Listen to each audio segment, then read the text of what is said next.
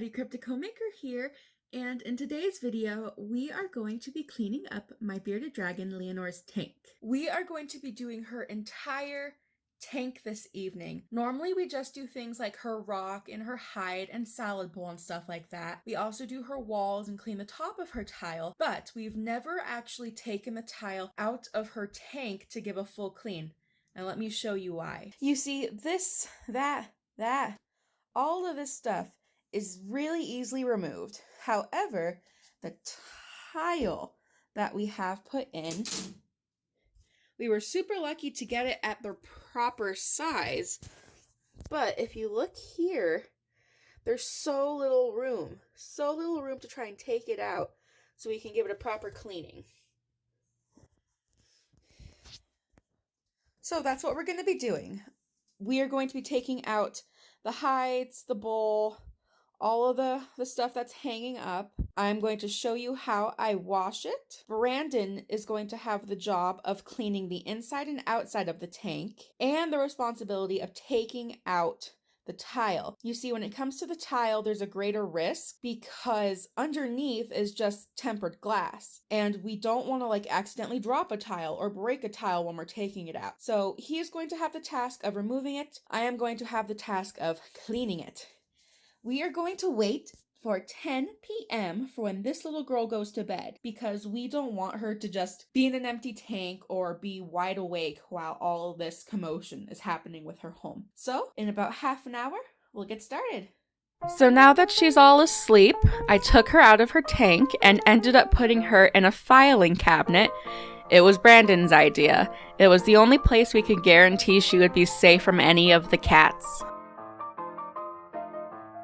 So here you see Brandon putting all of the lights and UVB away. He's also removing the cat protector. Our cats love to jump up there, so we ended up having to put little plastic spikes up there to prevent the cats from jumping up. And right now you see me taking out all of the stuff in her tank. I'm taking all of it out, and then I'm going to be placing it in the tub, where it is then all going to be scrubbed nice and good and rinsed off.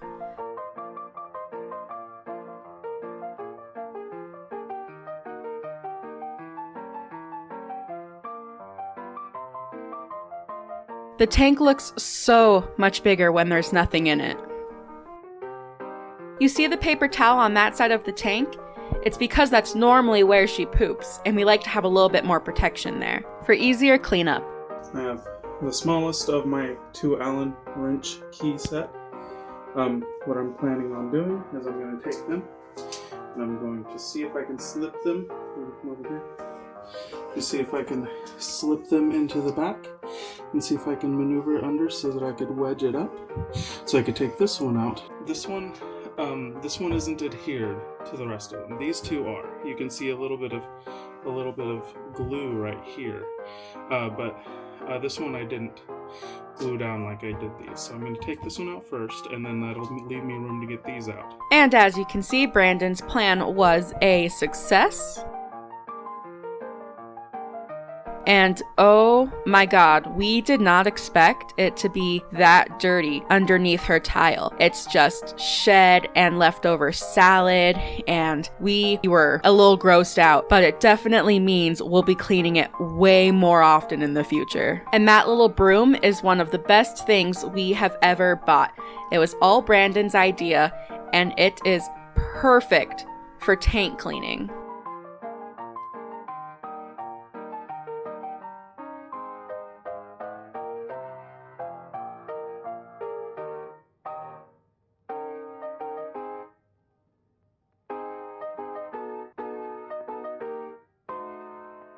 See, look at how phenomenal that was. So quick and easy. So, first step when it comes to cleaning the tank is using distilled vinegar. You shouldn't use chemicals when it comes to cleaning your reptile's tank because it can be toxic to them in some ways. So something natural like vinegar is the perfect thing to use because it is a natural bacteria killer. The only real issue is it's super strong and it always smells a bit like vinegar in the room for a few hours afterward, especially when some ends up on your floor.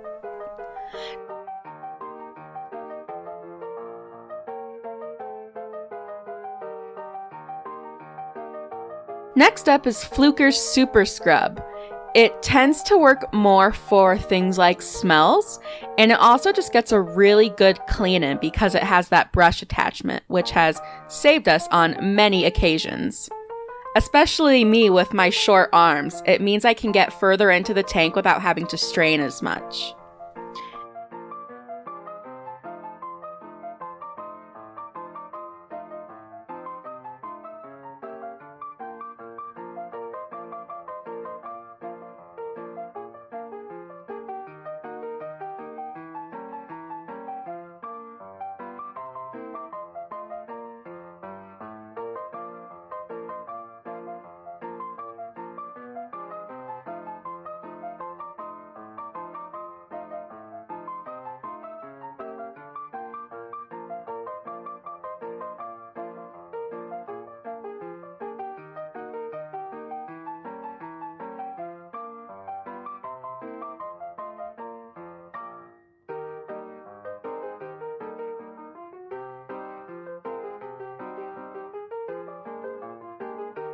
It was astonishing to me how much cleaner it was. And again, another reminder that we need to clean it more often. Live and learn.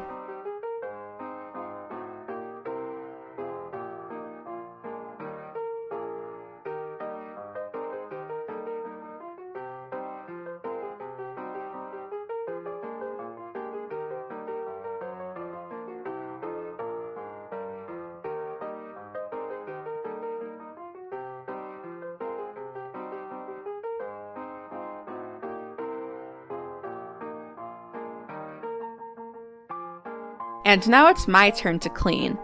Like I said, we put everything in the tub, and now I'm using the same Fluker's scrub bottle to clean everything off.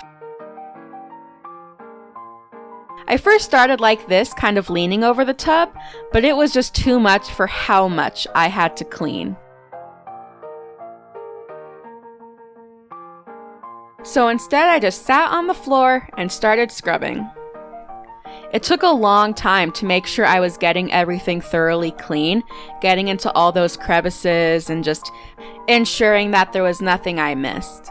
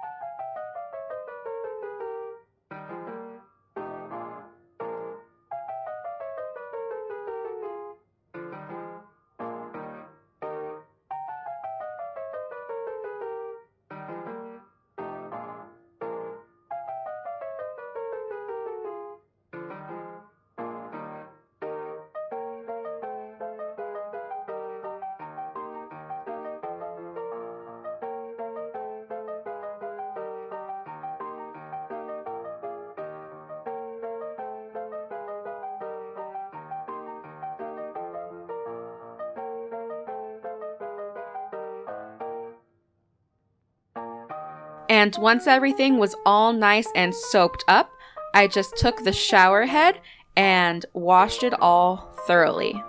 I didn't want any soap left over on her things.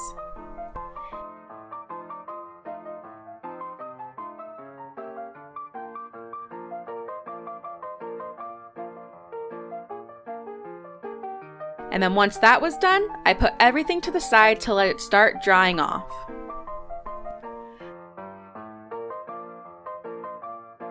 Brandon was kind enough to take over the responsibility of cleaning the tile, and my, was it a task.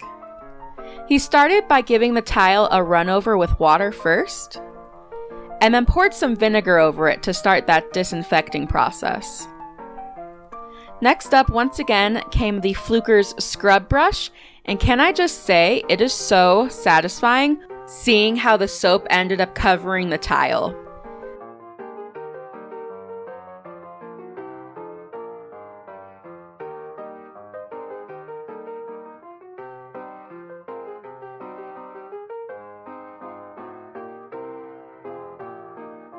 After all the soap was washed, it then went over to the side to join all of her other things in the drying process. The second 2 tiles were definitely harder to clean because they are attached together by Elmer's glue. When we have them in her tank, originally, there was a gap in between the tile, and I was really worried her nails would get stuck in there. So we ended up putting a few layers of Elmer's glue in between that to make sure they couldn't do that. And surprisingly, it's held up really well. As you can see, they're staying together, and while this did weaken the adhesive, it proved that that glue is very strong. At this point in the process, you can see that there isn't as much suds happening from the scrub brush. That's because by this point, we were running out of the liquid. But let me tell you, we have gotten a lot of use from this one bottle, and we will definitely be purchasing it again.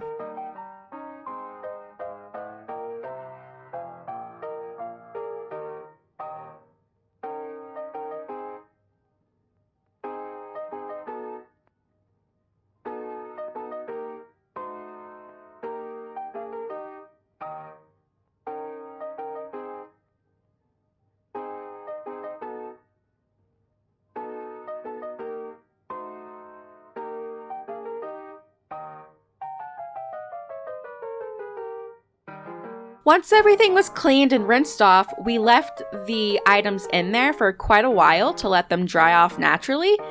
And then came the process of Brandon putting all the lights back on. A bit of a tricky process for sure because of how we have our top lid, and just because we have a lot of lights and bulbs we need to be careful with.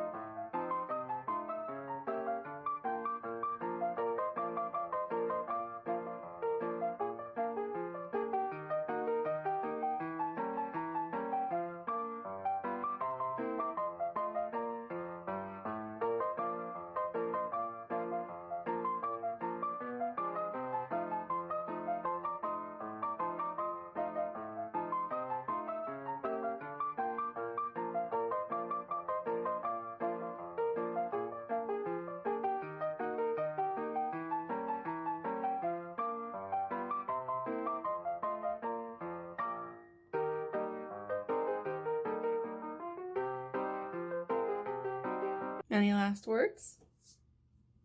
Ta-da! See you in part 2. So there you have it, everyone. That is the cleaning of my Beardy Leonor's tank. This was originally going to be just one video, but I decided to make it into 2 with the recommendation of Brandon. So this video was all of the cleaning, and next week's video is going to be me rearranging her tank because she's older now and there are some habits she's formed that I want to get her out of, and I will explain all of that in the next video, as well as go over the evolution of her tank from a year ago to now. So thank you so much for being here, and I will see you in the next one. Bye! Bye.